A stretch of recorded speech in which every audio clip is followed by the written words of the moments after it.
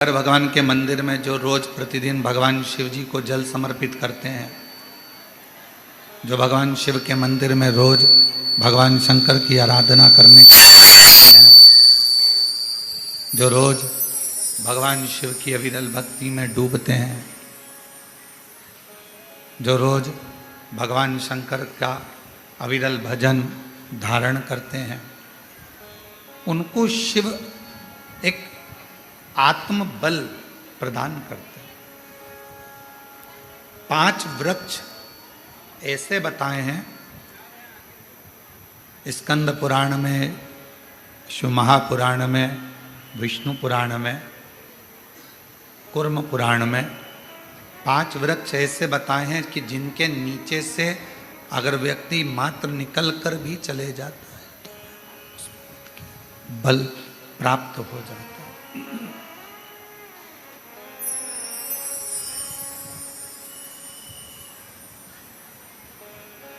कभी मौका लगे तो आप, कभी आपको मौका लगे तो आप कूर्म पुराण को एक बार जरूर पढ़ना। स्कंद पुराण को,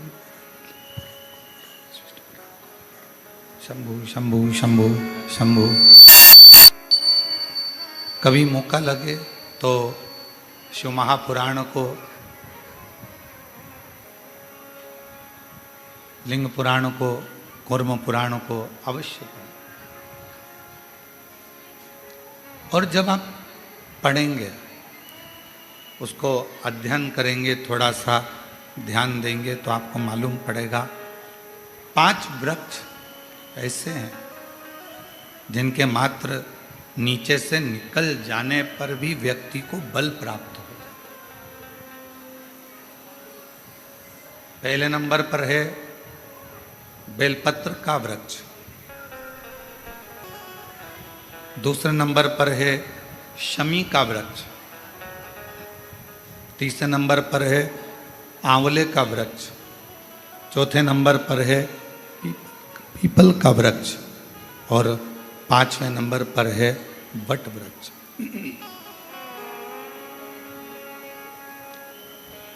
ये 5 वृक्ष, इन वृक्षों की मात्र छांव, इन वृक्षों की मात्र छाया हमको बल प्रदान करती है, हमें एक अलग से एनर्जी देती है, हमको अलग से बल देती है, अलग से एनर्जी देती है, अलग से बल प्रदान करती है। और इन वृक्षों के नीचे अगर मान लो कोई 5 minute, 7 minute, 10 minute, 15 minute, 20 minute कोई बैठ गया और वहाँ बैठकर भगवान शंकर के पंचाक्षर मंत्र का नमः शिवाय, षडाक्षर मंत्र का ओम नमः शिवाय या श्री शिवाय नमस्तुभ्यम का जाप या द्वादशाक्षर मंत्र ओम नमो भगवते वासुदेवाय का जप, राम नाम, कृष्ण नाम, शिव नाम का जप यदि कोई मन से इन वृक्षों की वृक्षों की छांव में बैठकर यदि करता है तो उसको उसका फल अवश्य प्राप्त होता है, उसका फल उसे अवश्य मिलता है।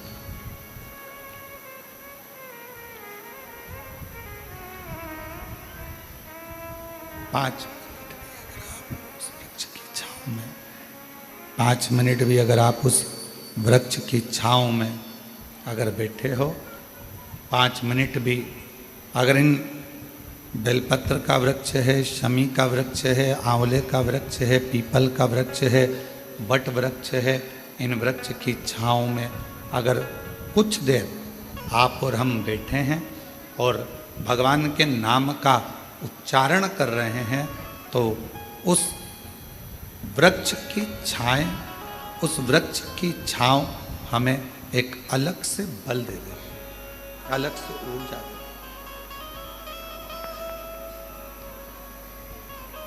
और मेरी जीजियों, मेरे जीजाओं, मेरी बेटियों, बेटाओं, मेरी माताओं, मेरे भाई, मेरी बहनों,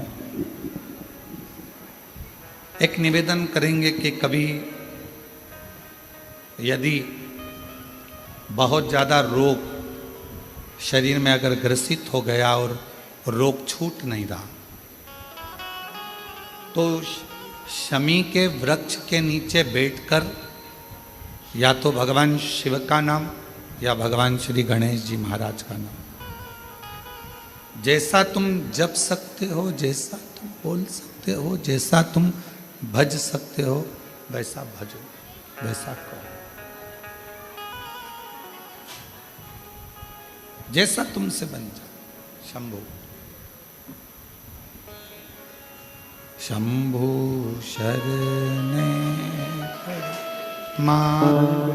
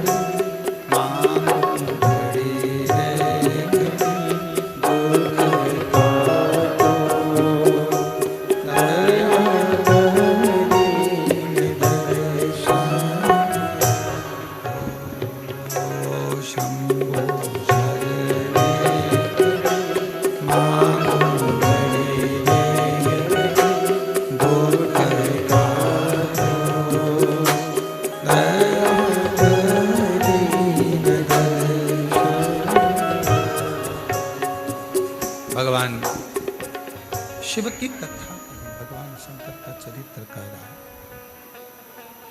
शिव महापुराण कह रहे हैं। शमी का वृक्ष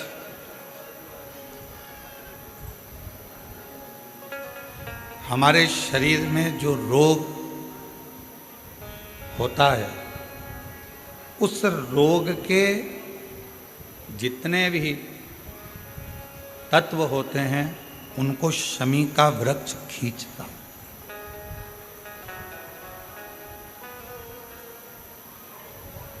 कल एक बहन ने प्रश्न किया कि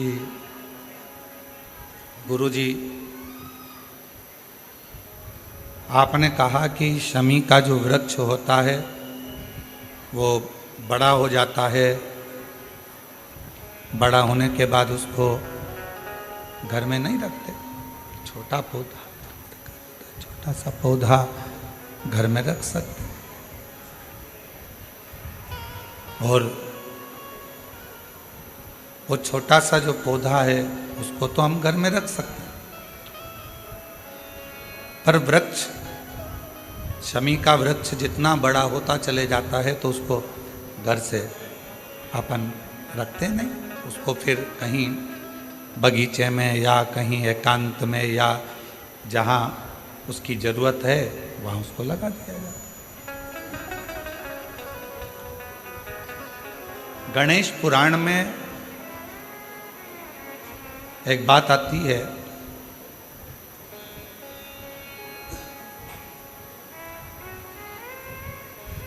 कि शमी का जो वृक्ष होता है वो रोग को खींच लेता, बीमारी को खींचता, तकलीफों को खींचता, दुख को खींचता, शरीर के रोगों को वो खींच लेता। तो शिव महापुराण की कथा में और गणेश पुराण की कथा से एक बात सीखने को मिलती है कि पौधा छोटा रहेगा, छोटा रहेगा तो आप उसका पूजन भी कर सकोगे, पत्ते भी ले सकोगे, शिवजी पे भी समर्पित कर सकोगे। और घर के अंदर यदि कोई तकलीफ में है, कष्ट में है, तो उसके दुख को भी वो खींच ले, उसके कष्ट को भी वो खींच ले, उसके कष्ट को, उसके दुख को वो खींच लेता है, उसके कष्ट को, उसके दुख को वो खींच लेता है। पर जैसे ही शमी का पौधा बड़ा हुआ, शमी का वृक्ष बड़ा हुआ, और उस वृक्ष के इर्द गिर्द से अगर कोई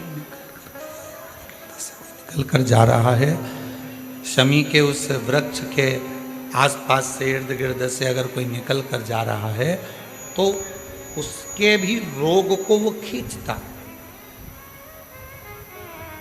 उसके भी रोग को वो खींचता।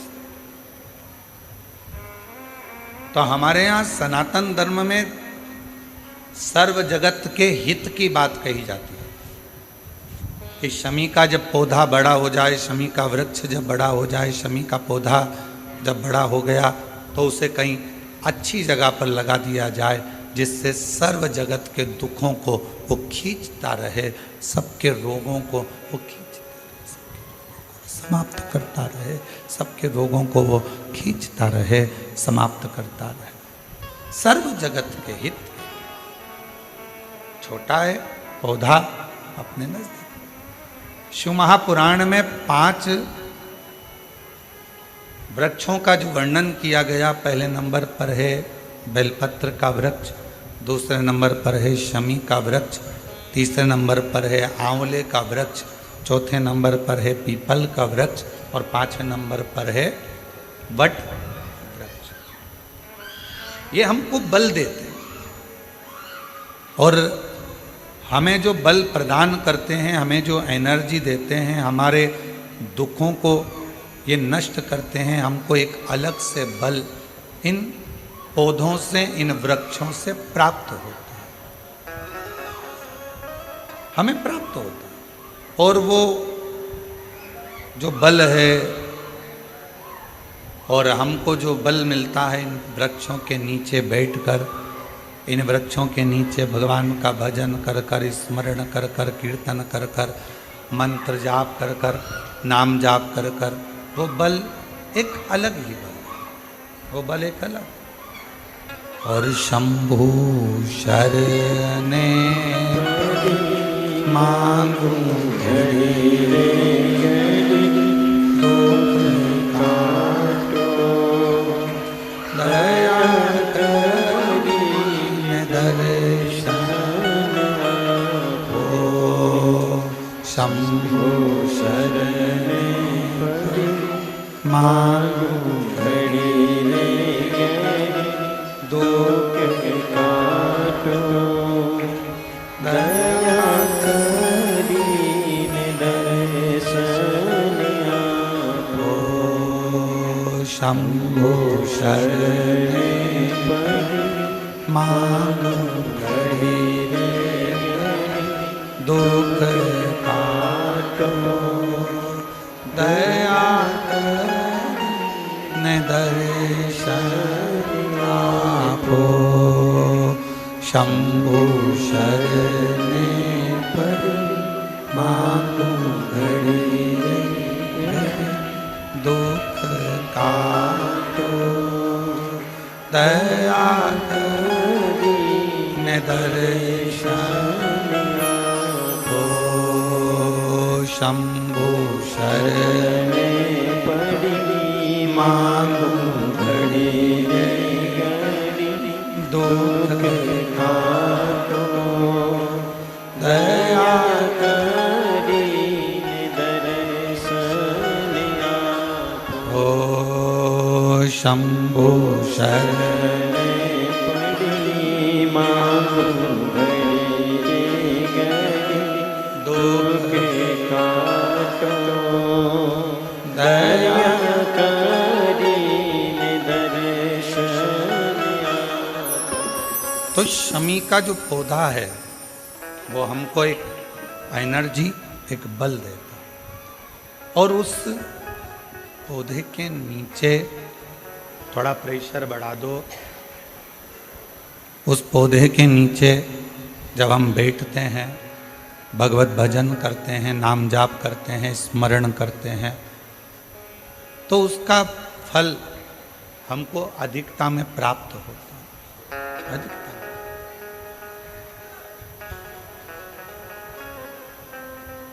एक असुर हुआ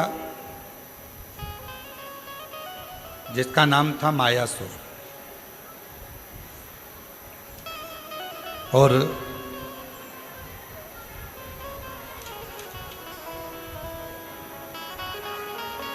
वो बड़ा प्रबल था।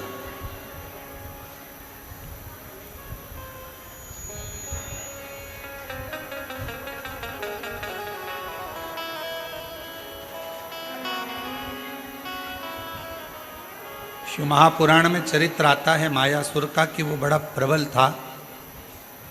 इतना इतना बल उसके अंदर था। भगवान नारायण ने स्वयं ब्रह्मा जी से पूछा, क्या इसको बल तुमने दिया?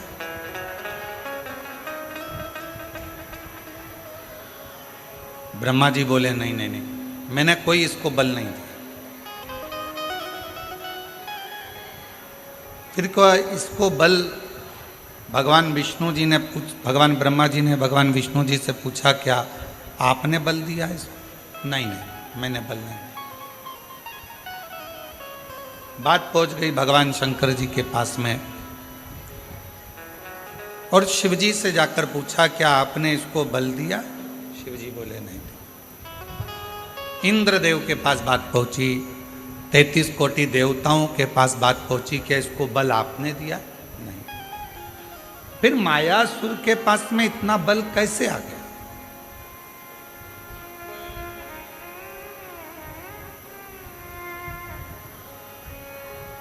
असुर है, राक्षस है, ना इसने अभी कोई तप करा, ना अभी इसने कोई साधना करी, ना कोई इसने व्रत करा, ना कोई उपासना करी, फिर इतना बल इसके पास कैसे आ गया? इतना बल इसको कैसे प्राप्त हो गया? तब सारे देवता आश्चर्य में पड़ गए कि इसके अंदर इतनी एनर्जी, इतना बल इसके अंदर कहां से आ सकता? आया कहां से?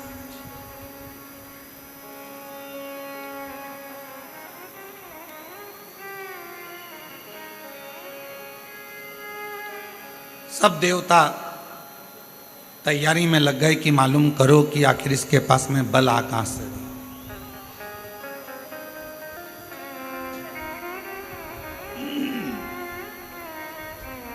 इसके पास में इतना बल कहां से प्राप्त हो?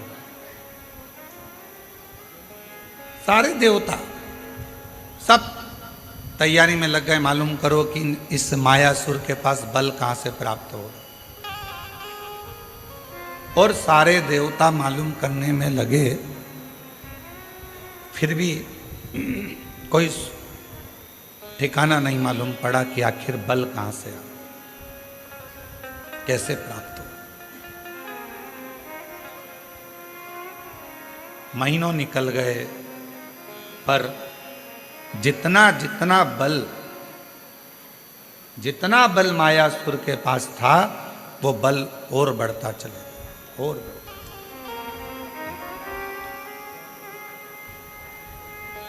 फिर भगवान ब्रह्मा जी स्वयं भगवान विष्णु जी के पास में गए और जाकर पूछा कि बताओ इसके पास में इतना बल कैसे आ गया?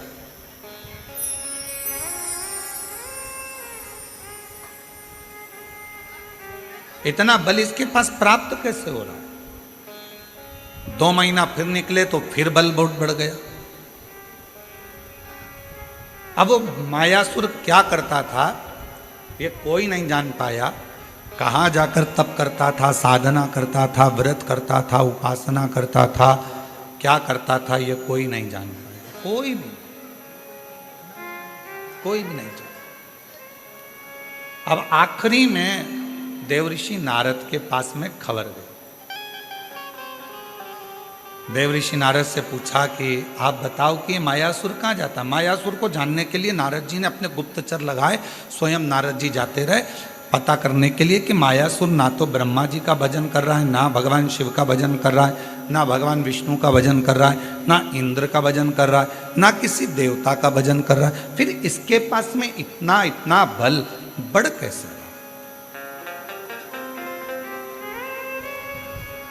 प्राप्त कैसे हुआ।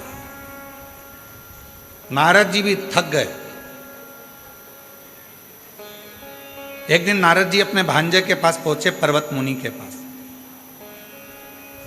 और नारद जी अपने भांजे के पास बैठकर बात कर रहे थे कि मायासुर के पास ना जाने कहां से बल आ रहा है, और वो बल के ऊपर इतना उसको कि जो चाहे वो काम कर लेता। कोई देवता से बल नहीं मांगा उसने, किसी देवता से वर नहीं मांगा, ना बल मांगा, ना देवता से वो वर मांग रहा है, ना बल मांग रहा है, पर उसके पास इतना बल कहां से आ रहा है ये समझ में। किसी ना किसी का तो सपोर्ट है। आप में से कोई व्यक्ति बहुत अकड़ कर बोले, बहुत चिल्ला कर बोले, बहुत अकड़ कर बोले, तो किसी ना किसी का तो सपोर्ट है। तो वो बल कहां से आ रहा। पर्वत मुनि ने कहा कि मैं पता करता हूं, और पर्वत मुनि उस बल का मालूम करने के लिए, मायासुर के पास बल कहां से आ रहा है उसको ढूंढने के लिए पर्वत मुनि भी निकल। देवता नहीं जान पाए, देव ऋषि नारद नहीं जान पाए, पर्वत मुनि नहीं जान पाए। आखिरी में नारद जी गए तुमरुका जी के पास में, और जब कोई निर्णय ना निकले, व्यक्ति हर तरह से हताश हो जाए, तब वो शिव महापुराण की कथा में जाकर बैठ जाए तो मालूम पड़ता है कि बल कहां से। शिव महापुराण की कथा आपको मार्ग भी बता देती है, शिव महापुराण की कथा ये भी बता देती है कि बल कहाँ से आ रहा है, और शिव महापुराण की कथा ये भी बता देती है कि बल कहाँ से प्राप्त करना। आज शिवरात्रि है, पूरा विश्व तैयारी में लगा है। शाम को 7 बजे से 8 बजे तक ऑनलाइन भगवान शंकर के अभिषेक की, शिव जी को अभिषेक करना।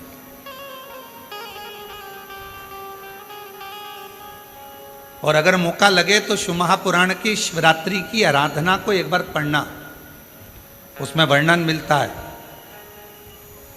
कि शिवरात्रि के दिन भगवान शंकर पर धान्य चढ़ाने का क्या फल है, काली मिर्च चढ़ाने का क्या फल है, काली तिल चढ़ाने का क्या फल है, फूल चढ़ाने का क्या फल है, धतूरा चढ़ाने का क्या फल है, बेलपत्र चढ़ाने का क्या फल है।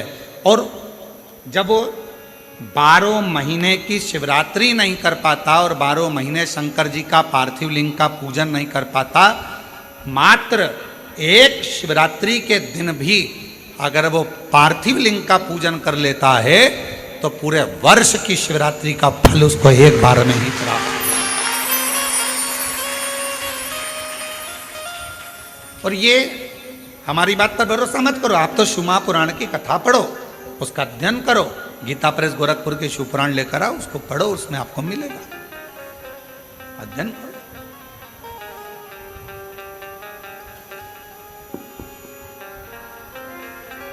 और जितने पार्थिव शिवलिंग का निर्माण करने वाले हैं, काबरा जी हम हमेशा कहते हैं अपनी बात में, जितने ने पार्थिव लिंग का निर्माण करा है, सावन के शिवरात्रि के दिन ऑनलाइन बैठकर अपने अपने घरों में परिवार के साथ मिलकर जिन्होंने पार्थिव लिंग का निर्माण करा, यह हमारा विश्वास कहता है, जब से आपने पार्थिव लिंग का निर्माण करना प्रारंभ करा होगा सावन की शिवरात्रि का, तब से आपको किसी के आगे हाथ फैलाने की जरूरत नहीं पड़ी होगी। बाबा ने खुद, आप जितने साल से कर रहे हो, आप अगर 2 साल से कर रहे हो तो 2 साल से अंदाजा लगा कर देखो, आपको किसी के आगे हाथ नहीं फैलाना पड़ा होगा। पहले का समय निकाल कर देखना, थोड़ा सा तकलीफ आई, पैसा नहीं है, धन नहीं है। आज का समय कहीं से भी भगवान तुम्हारी व्यवस्था करेगा, पर तुम्हारे घर में धन की कमी कहीं से नहीं आने देगा, अगर आपने सावन की शिवरात्रि का पार्थिव लिंग पूजन करा है तो। पार्थिव लिंग पूजन अगर सावन की शिवरात्रि का कर लिया तो तुम्हारा घर तुम्हारा नहीं रहता, शंकर भगवान का निजी घर बन जाता है और शिव जी उस घर को संभाल अपने अपने घर में शाम को 7 बजे से 8 बजे तक आज आप और हम इसी कुबेरेश्वर बाबा की भूमि से ऑनलाइन पूरा विश्व पूजन करें, पूरा विश्व। और अपने अपने घर के लोगों को कहो, पतियों से, परिवार से, एक दिन दुकान भी थोड़ा जल्दी से मंगल कर दो, थोड़ा दुकान 6:30 पे बंद कर कर मंगल कर कर आओ। आज दोनों बैठकर तुम साल भर भले दुकान 10 बजे रात्रि तक खोलो, पर एक दिन सावन की शिवरात्रि के दिन दोनों जोड़े से बैठेंगे, परिवार के साथ बैठेंगे, शिव जी को निमंत्रण देंगे अपने घर में। बाबा 365 दिन में से केवल एक दिन आप सावन की शिवरात्रि का मेरे साथ बैठकर शंकर जी का पूजन करो।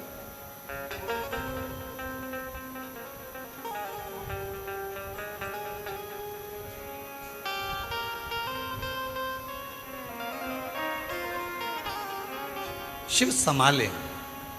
और फिर कहते हैं, जिन जिन ने पार्थिव लिंग का पूजन पूर्व में करा है उसको किसी के आगे हाथ फैलाने की जरूरत नहीं पड़ी।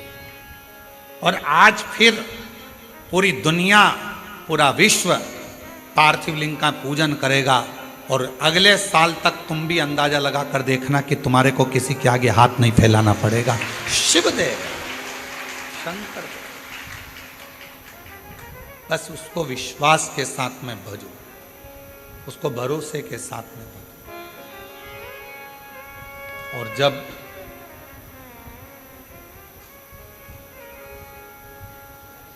हम भरोसे के साथ शिव जी को भजते हैं तो हमारा बाबा भोलेनाथ हमारी झोली खुशियों से जरूर भरता। और तुम आना भोले बाबा मेरे मकान में, तेरा डमरू डम डम बाजे सारे जहां। आज बाबा से कहना, तुम आज मेरे घर में रहना। मेरे घर में जितना दुख है, तकलीफ है, कष्ट है, बीमारी है, जो जो परेशानी है, आज मैं जब पार्थिव लिंग का पूजन करूं, पार्थिव लिंग का निर्माण करूं और ऑनलाइन साथ में बैठकर भगवान की भक्ति करूं, भगवान का भजन करूं। भले मोबाइल को चालू कर कर, टीवी को चालू कर कर, वॉल्यूम तेज। आज टीवी की आवाज इतनी तेज कर दो कि आसपास के मोहल्ले में भी तुम्हारे घर की आवाज जाए। बाहर से भी कोई निकल रहा हो तो उसके कानों में शंकर के मंत्र पहुंचे और शिव उस पर कृपा। बैठो, घर का माहौल ऐसा कर दो कि आज ऐसा लग रहा है कि हमारे घर में कोई आ रहा है। इतनी प्रसन्नता, इतनी खुशी, इतना आनंद कि आज मेरा भोले बाबा सावन के महीने में हर रोज शिवजी नंदी पर बैठकर प्रदोष काल में शाम के समय भ्रमण पर निकलते हैं। केवल शिवरात्रि का दिन, सावन की शिवरात्रि का दिन एक ऐसा होता है जिस दिन मेरे भोले बाबा के साथ श्री गणेश जी रिद्धि सिद्धि अमोद प्रमोद शुभ लाभ कार्तिकेय स्वयं जया विषहरा श्यामली बारी दौतली देव अशोक सुंदरी 33 कोटि देवता आज सावन की शिवरात्रि के दिन भगवान शंकर अकेले नहीं 33 कोटि देवता के साथ जिसके घर में पार्थिव पूजन होती है उसके घर में प्रवेश करते हैं। आज वो दिन है, आज वो दिन है और उस दिन का दुनिया इंतजार करती है। कोई ये ना सोचे कि हम भगवान शंकर को नहीं मानते। आज मानो, कभी कभी ये रोग अगर बेकार हो जाता है तो अपना डॉक्टर छोड़कर दूसरे डॉक्टर के पास भी जाना पड़ जाता है। कोई जरूरी नहीं है कि फैमिली डॉक्टर से ही इलाज होगा, कभी कभी दूसरे डॉक्टर के पास भी जाना पड़ता है। कोई कहते हैं हाँ हम हमारे यहाँ करेंगे पूजन, लोग हंसेंगे, क्या कहेंगे, आग लगे बस्ती में ठंडो मस्ती। तो कोई कुछ भी बोले, घर अपना, परिवार अपना, पूजन अपन कर रहे हैं, कष्ट अपना है। अगर आपका दुख आपका है तो क्या पड़ोसी दुख हरने के लिए आ रहा है क्या? पड़ोसी तकलीफ हरने के लिए आ रहा है क्या? पड़ोसी 5-10 लाख रुपए देने के लिए आ रहा है क्या? नहीं। जब पड़ोसी दुख हरने नहीं आ रहा, पैसे देने नहीं आ रहा, तो पड़ोसी से क्या डरना? अपना दुख अपना बाबा काटेगा। आज शिव जी को मेरे घर आना ही पड़ेगा। ये बल कहां से मिल रहा है? ये बहुत बड़ा प्रश्न पूरे देवताओं में छाया हुआ था कि मायासुर के पास इतना बल कहां से आ रहा।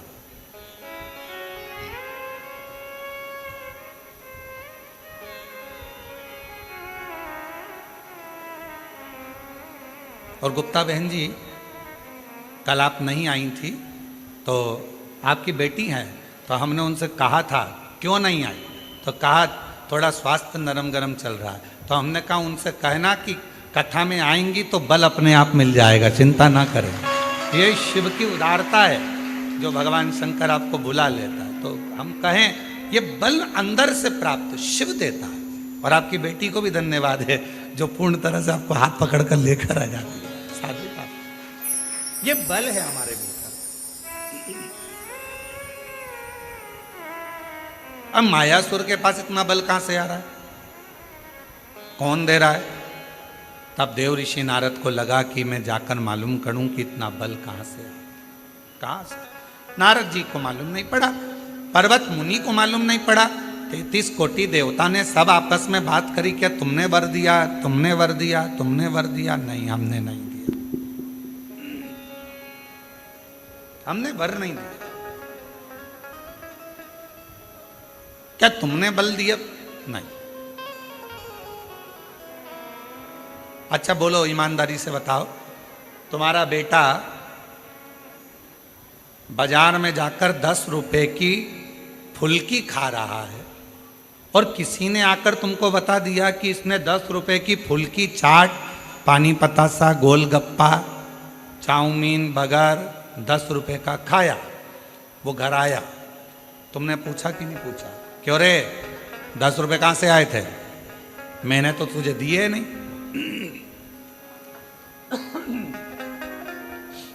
मैंने तो तुझे पैसे दिए। पत्नी ने पति से पूछा, क्यों, क्या तुमने दिए? नहीं। क्यों बड़ी भाभी, आपने 10 रुपए दिए क्या? नहीं। जीजी आपने? नहीं। देवर जी आपने? नहीं। जेठ जी? नहीं। पर बिना 10 रुपए के तो ये गोलगप्पा नहीं खा सकता। अब 10 रुपए इसके पास आए कहां से? मतलब कहीं ना कहीं से 10 रुपया तो मिला है। मायासुर के पास में इतना बल कहीं ना कहीं से तो आ रहा है। ना इंद्र ने दिया, ना भगवान ब्रह्मा जी ने दिया, ना विष्णु जी ने दिया, ना शिव जी ने दिया, ना देवी ने दिया, ना देवता ने दिया, ना गणेश जी ने दिया, ना 33 कोटि देवता ने दिया। फिर ये बल आया कहां से? आया तो है, कहीं ना कहीं से तो प्राप्त हुआ। कहां से आया? बेटे के पीछे मां लग गई, 10 रुपए आए कहां से? आए कहां से? 10 रुपए आए कहां से? 5 दिन, 10 दिन, 15 दिन, 20 दिन, 1 महीना, 2 महीना छुपती। अब 20 दिन के बाद, 25 दिन के बाद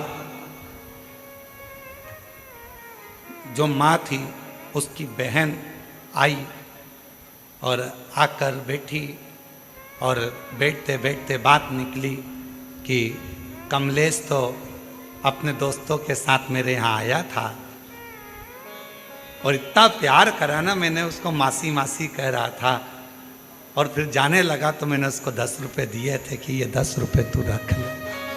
ये 10 रुपए माँ को मालूम पड़ गया। अब बुद्धि में आया 10 रुपए तूने दिए थे। हम पूरे घर से पूछ लिए कहां से आए, मायासुर के पास इतना बल कहां से आया, सबसे पूछ लिया। आखिरी में तुम रुका जी के पास जाकर पूछा कि ये मायासुर के पास इतना बल आ कहां से रहा।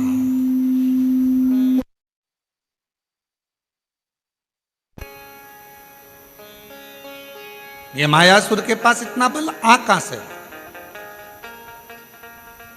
तब तुमरुका जी ने कहा, अगर कोई देवता बल नहीं दे रहा, कोई देवता कुछ प्रदान नहीं कर रहा, कोई देवता बल नहीं दे रहा, कोई देवता कुछ प्रदान नहीं कर रहा, कोई देवता यदि कुछ दे नहीं रहा, तो इतना बल कहां से आ रहा है? तुमरुका जी ने कहा, जरूर या तो ये मायासुर असुर है, राक्षस है, ये फूल वाले पेड़ के पास तो जाएगा नहीं, ये जाएगा कांटे वाले पेड़ के पास। तो या तो ये शमी के वृक्ष के नीचे बैठ गया, या फिर ये बेलपत्र के वृक्ष के नीचे बैठ गया। पीपल के वृक्ष के नीचे बैठेगा नहीं, क्योंकि इसको मालूम है कि देवताओं का वृक्ष है, बट वृक्ष देवताओं का है। ये तो कांटों के पास रहता, असुर प्रवृत्ति का है ना, राक्षस प्रवृत्ति का है, तो ये कांटों के करीब में रहे।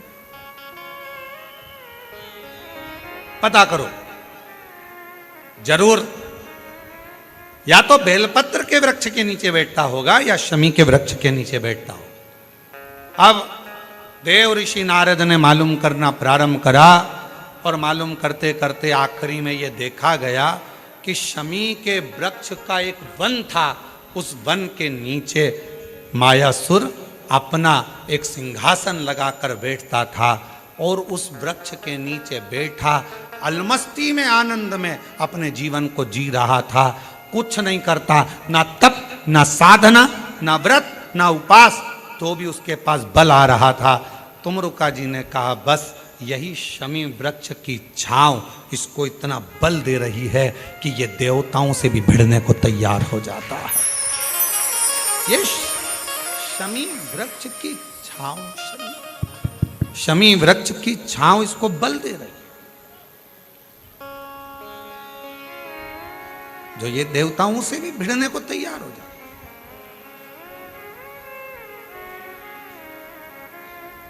गणेश पुराण में आता है कि शमी वृक्ष की पत्ती को जब कोई नारी, पुरुष, बच्चा, बूढ़ा, जवान उस शमी के पत्ते को बेलपत्र के साथ लेकर जब शिवालय तक जाता है, जितनी देर तक वो शमी का पत्ता उसके हाथ में रहता है, जितनी देर तक शमी का पत्र उसके घर में रहता है, जितनी देर तक शमी का पत्र उसके स्पर्श में रहता है, उतने उतने शरीर के रोग, दुख, ताप काट देता है और उसे अलग से बल प्रदान कर देता है। शमी पत्र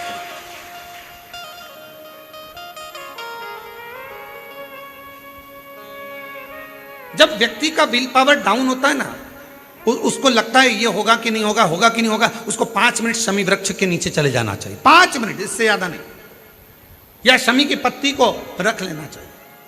पहले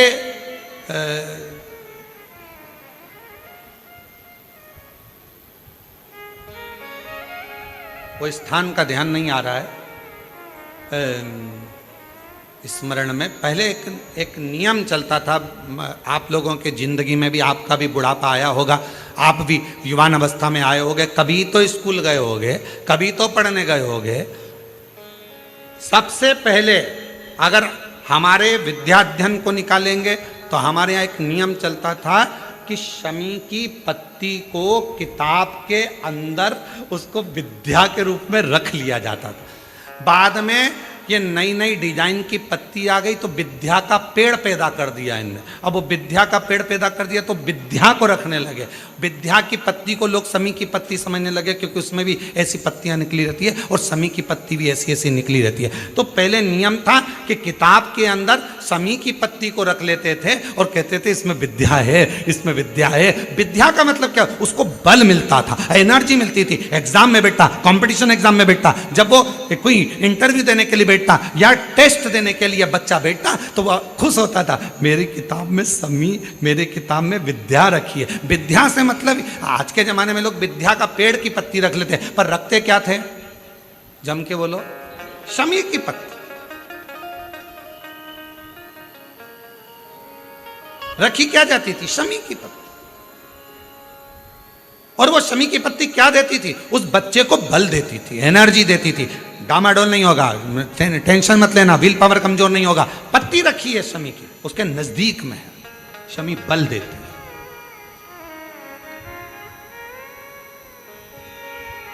जो ये ऑनलाइन कथा चल रही है, ये शमी मंदार शिव महापुराण की कथा चल रही है, शमी कथा। और बहुत सावधानी से इसका स्मरण करिएगा कि एक शमी के वृक्ष की पत्ती कितना बल देती, कितना बल।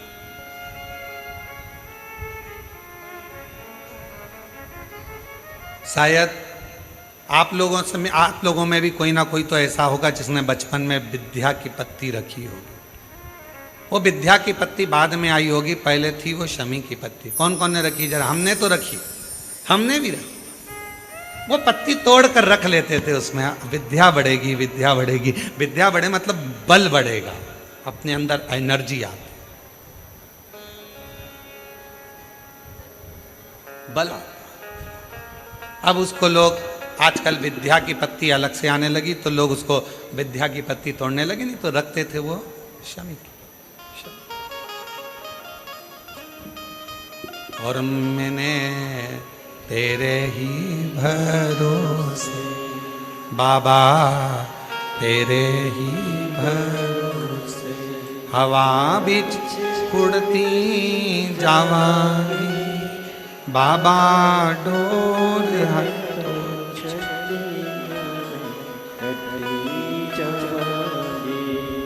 भोले मैं तेरी शंभो मैं तेरी हवा बिच उड़ती जावांगी बाबा, डोर हटो छड़ी नामे कटी जावांगी। जैसे शिव का द्वार बेलपत्र, यहाँ शास्त्र कहता है आंवले का वृक्ष, शमी का वृक्ष, पीपल का वृक्ष, बट वृक्ष, ये हमको बल देते हैं, बल।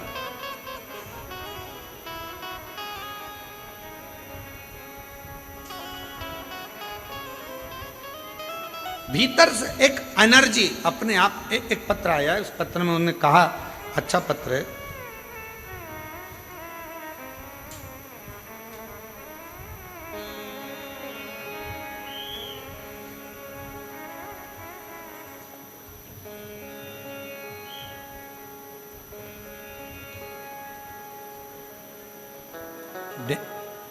गेंजी डूंगरपुर राजस्थान से हैं।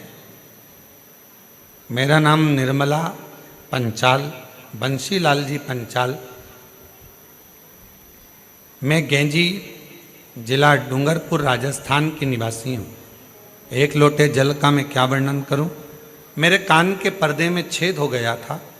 मैंने कई अस्पतालों में गई, डॉक्टरों ने कहा कि ऑपरेशन करवाना पड़ेगा।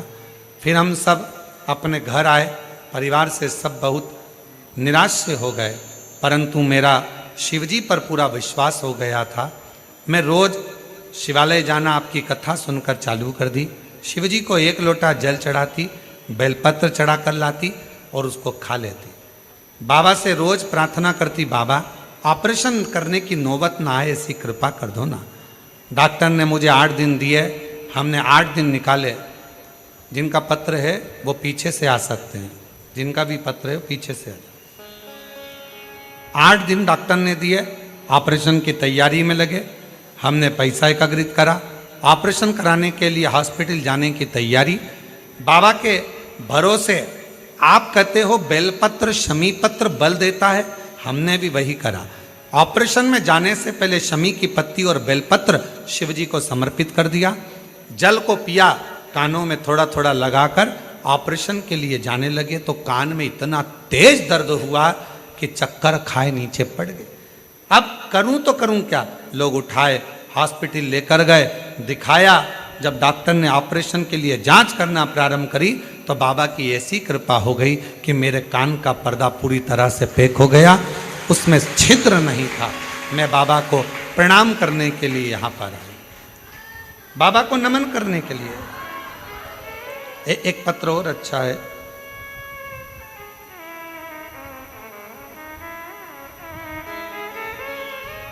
मेरा नाम स्वाति अग्रवाल है, मेरे पति का नाम श्री पंकज अग्रवाल है।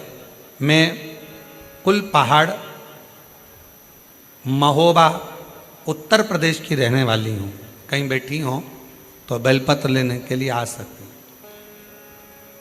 सन 2022 में अचानक से पेट में तकलीफ हुई, तब मैंने झांसी में डॉक्टर को दिखाया। तो डॉक्टर को दिखाने पर उन्होंने मेरे पेट का जांच कर कर बताया कि मेरे पेट में गांठें हो गई हैं और ऑपरेशन के लिए बोल दिया।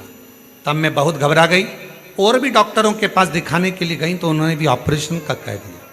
मेरी माता टीवी पर आपकी कथा सुनती हैं, उन्होंने कथा सुनते सुनते मुझे फ़ोन कर कहा, तो चिंता मत कर, तू भी सीहोर वाला महाराज की कथा सुनना प्रारंभ कर, शिव पुराण की कथा सुन और एक बार सीहोर जाकर कंकर शंकर का पूजन कर। हम लोग 2022 में दर्द हुआ, हम लोग पूजन पाठ में लग गए और 2023 में हम लोग रुद्राक्ष महोत्सव में यहाँ पहुँच गए। बाबा से विनती करी, यहीं पर बैठ प्रणाम किया, रुद्राक्ष लिया, कंकर शंकर पूजन करी और उस रुद्राक्ष को ले जाकर तांबे के कलश में गलाकर उसका पानी शिवजी पे चढ़ाकर पीना चालू करा। बाबा, मेरा ऑपरेशन के लिए फिर मेरे पेट में दर्द हुआ, हम फिर पहुँचे, डॉक्टर को दिखाया, गांठ गली नहीं थी। पुनः फिर शिवजी के मंदिर जाना, झाड़ू लगाना, पोछा लगाना, शिवजी पर रुद्राक्ष का जल चढ़ाना, उसको पीना चालू करा।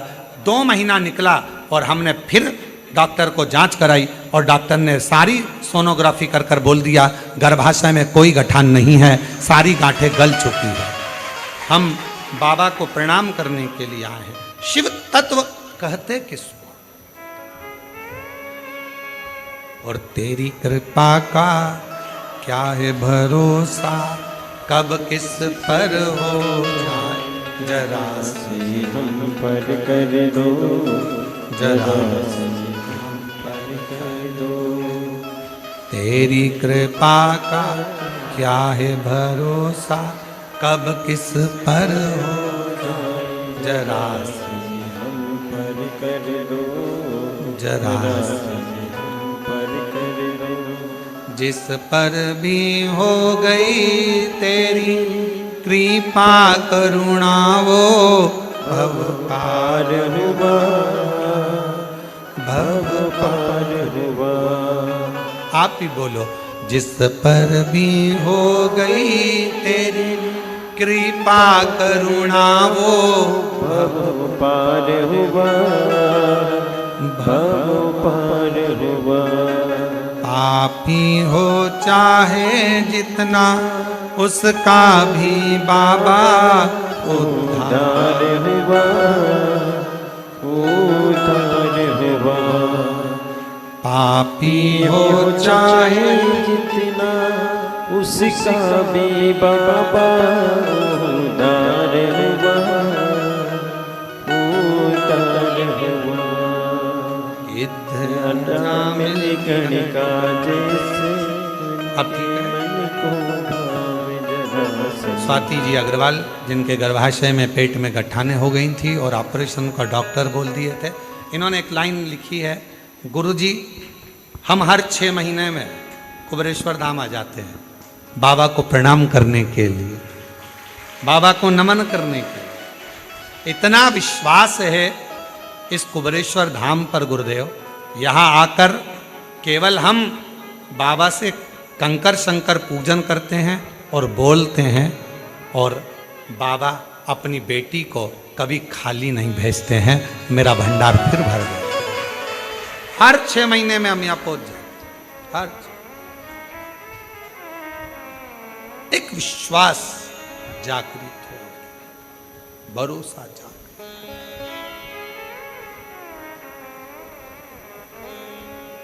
गिद्ध अजामिल गणिका जैसे तेरे मन को भावे जरा से हम पर कर दो, जरा से हम पर कर दो। तेरी कृपा का क्या है भरोसा, कब किस पर हो जाए, जरा से हम पर कर दो, जरा से हम पर कर दो।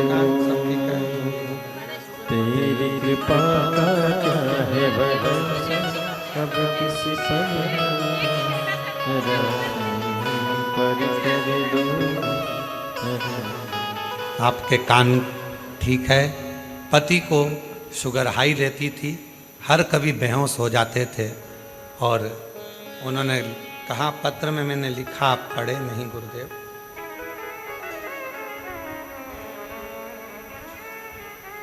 हम पढ़ नहीं पाए थे। हमारे पतिदेव को भी शुगर की बीमारी थी, किसी भी समय शुगर हाई होकर बेहोश हो जाते थे, कहीं पर भी गिर जाते थे, चाहे दिन में 4 बार हो, 8 बार हो दिन। कुबरेश्वर धाम पर आए, बाबा से विनती करी, यहाँ कंकर शंकर पूजन करवाई अपने पति से और रुद्राक्ष लेकर गए। उस दिन से आज तक 1 साल हो गया, पति की शुगर लेवल में है और बेहोश नहीं हुए हैं। मैं प्रणाम करती हूँ, प्रणाम। हम पढ़ नहीं पाए थे। एक लाइन अच्छी लिखी है, तेरी कृपा बिना न हिले एक भी लेते हैं श्वास तेरी कृपा से तनो तनो। बखान क्या करूं मैं राखों के ढेर का, चपटी भभूत में खजाना कुबेर का। गंगाधार मुक्ति द्वार ओंकार तू, भोले ओंकार तू। आयो सरतिहारी शंभु तार तार तू। हम उसका भजन स्मरण चित्त, जितना विश्वास, कहां से बल मिल रहा है, कहां से एनर्जी मिल रही है। सावन के महीने की पार्थिव पूजन आज के शाम को 7 बजे ऑनलाइन आकर पूजन कर कर तो देखो पार्थिव शिवलिंग की। मोहल्ले के लोग भी कहेंगे, आखिर इसके पास आ कहां से रहा है, कहां से बरस रहा है, बरस। फिर कह देना, ये तो सावन के महीने में जैसे बादल बरसते हैं, शिवरात्रि के दिन जो पार्थिव पूजन करता है उसके घर साल भर बरसता है, साल भर, पूरा वर्ष। बाबा तूने लाखों की तकदीर संवारी है। आप भी उससे विनय कर सकते हो, कहो कंकर शंकर की धरा पर बैठकर बोलो, बाबा तूने लाखों की तकदीर सवारी है। बाबा तूने लाखों की तकदीर सवारी है। इतना मुझे बतला दे,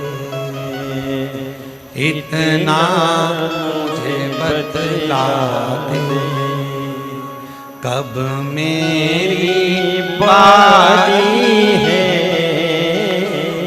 इतना मुझे बतला दे,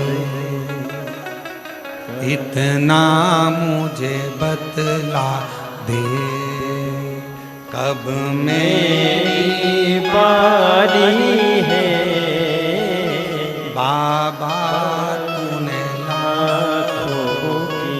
है कुबरेश्वर, है महाकाल राजा, है विश्वनाथ, है भंडार भरने वाले कुबेर भंडारी, है सीहोर के निवासी, है शिव। बाबा तूने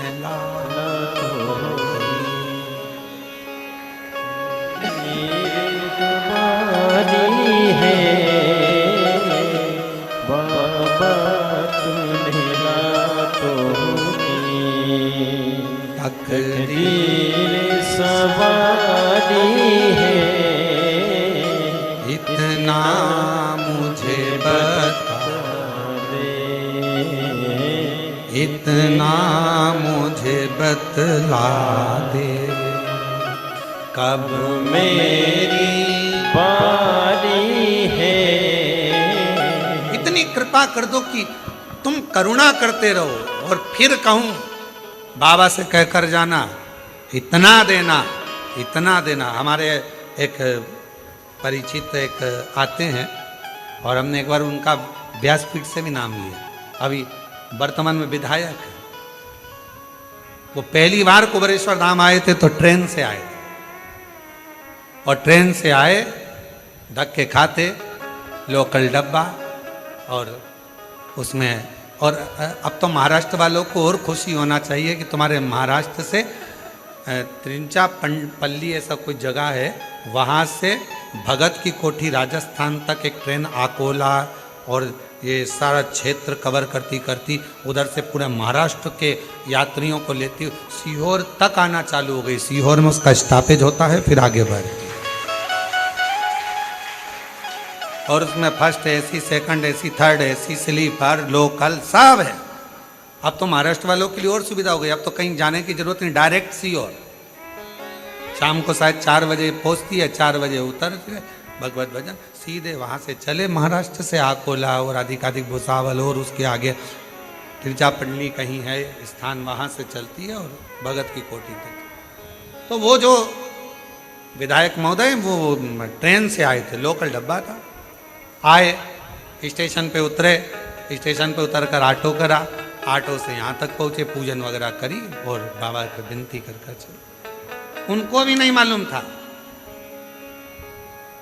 बस यहाँ आकर उन्होंने एक ही बात कही, बहुत धक्के खाकर आया हूं। और हम फिर कह दें, जिसने यहां के धक्के खा लिए उसे संसार के धक्के नहीं खाना पड़ते।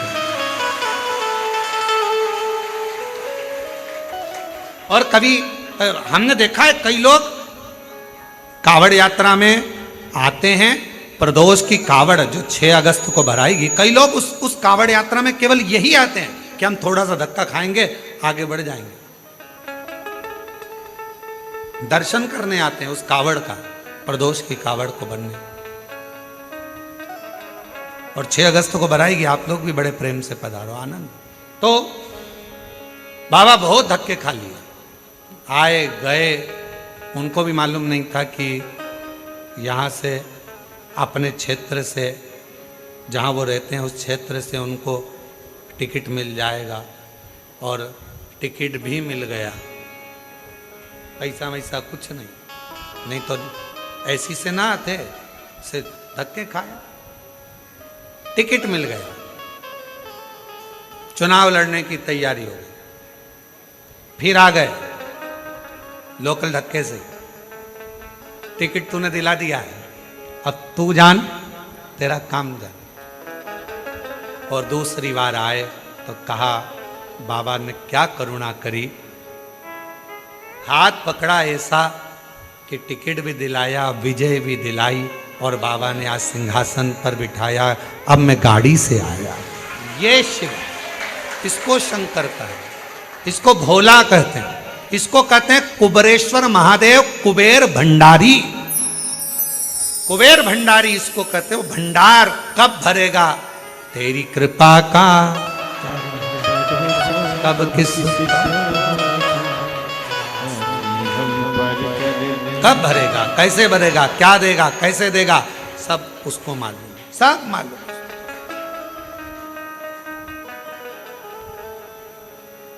उसके हाथ में सारा। एक बहन ने पत्र में लिखा, मेरा लड़का 12वीं पास हुआ और उसने कहा, मम्मी क्या मेरी नौकरी लग सकती है? तो माँ ने कहा कि अभी तो तूने 12th तक क्लियर करा है, अभी कहाँ तेरी नौकरी लग जाएगी? तू ही तो कहती है, सीहोर वाला महाराज कहता है जो मांगोगे वो मिल जाएगा, तो क्या 12वीं के बाद नौकरी नहीं मिल सकती? देखो जरा आजकल की औलाद कैसी झगड़ती।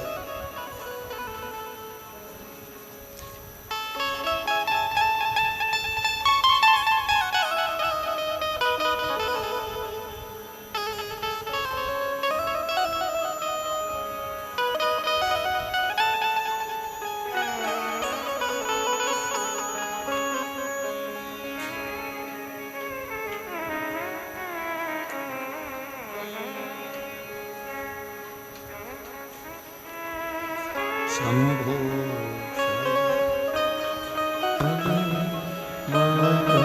घड़ी ले घड़ी दुख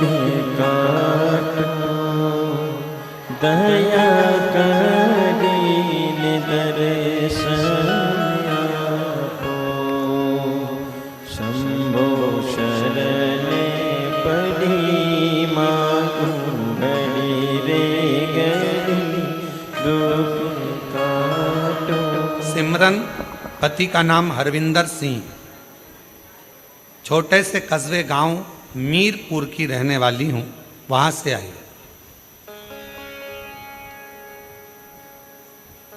गुरुजी, शरीर में परेशानी रहती थी, गांठ हो गई थी, डॉक्टर ऑपरेशन का कहे थे, पर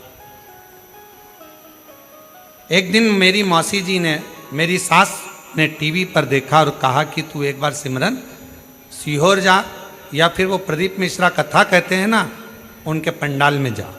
मैंने बाबा से अपने पंडाल में बैठकर भटिंडा की कथा सुनी, बाबा से विनती करी, मेरे शरीर में गांठ है, डॉक्टर हर कुछ कह रहे हैं, आप उस गांठ को मिटा दो, कोई बड़ी बीमारी ना हो, कृपा कर दो। बाबा, मेरा बेटा भी 12वीं पढ़ रहा है, उसने कहा है क्या 12वीं पास होने के बाद नौकरी लग सकती है? मैं अपने बेटे को कही कि सीहोर वाला बाबा कहता है कि सब कुछ देता है बाबा भोलेनाथ, तो मैंने तो कह दिया था, पर अब तू संभाल लेना।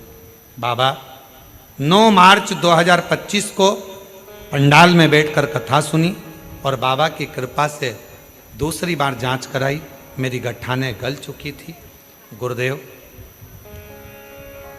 मैं बाबा से क्या कहूँ, मेरे बेटे ने जब 12वीं का एग्ज़ाम दिया, उसका 84% भी आ गया, पर उसकी एक ही शर्त थी कि तुम कहती हो कि सीहोर वाला महाराज कथा कहता है और पंडाल में जो मांगो वो मिलता है।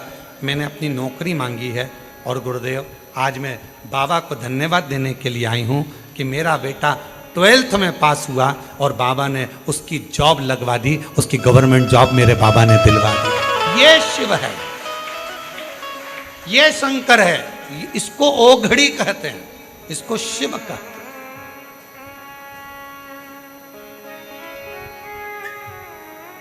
किससे मांग रहे हो, किससे कह रहे हो, किसके दरवाजे पर जाकर कह रहे हो और किससे विनय कर रहे हो, ये आपके ऊपर निर्भर करता है, किससे कह रहे हो। बाबा, तूने लाखों की शंभू, तूने लाखों की तकदीर सवारी है। बाबा, तूने लाखों की तकदीर सवारी है, इतना मुझे बतला दे,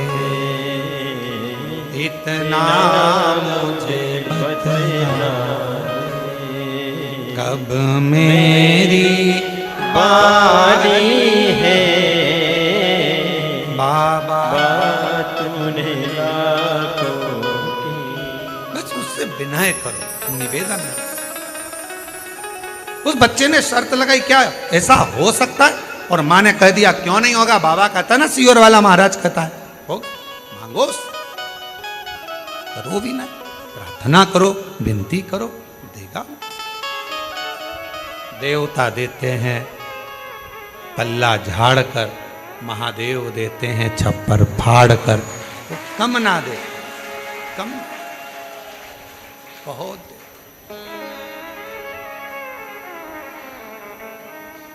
कितना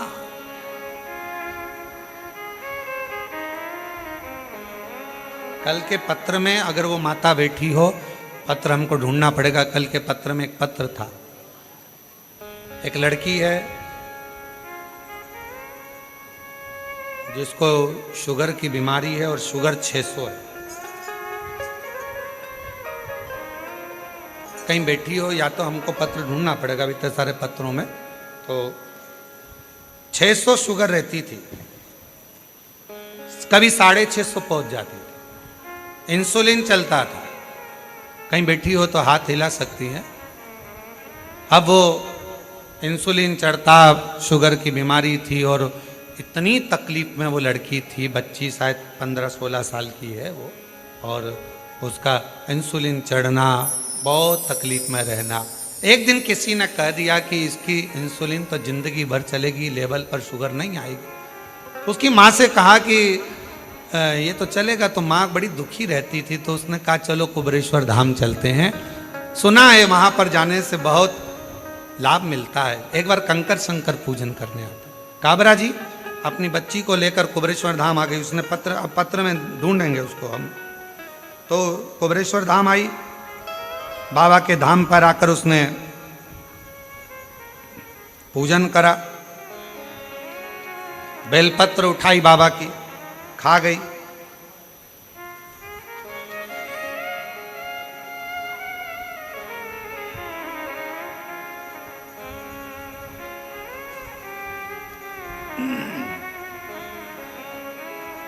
मैं अन्ना साहेब जाधव, गांव बांगी, तहसील माजलगांव, जिला बीड़, महाराष्ट्र की हूँ। कहीं बैठी हो तो हाथ हिला सकती हैं। वो शुगर वाला पत्र मिल गया। एक लोटे जल का मैं क्या वर्णन करूं, पशुपतिनाथ का मैं क्या वर्णन करूं, कुबरेश्वर धाम का मैं क्या वर्णन करूं। मेरी बेटी अंकिता को 3 साल की उम्र में 2016 से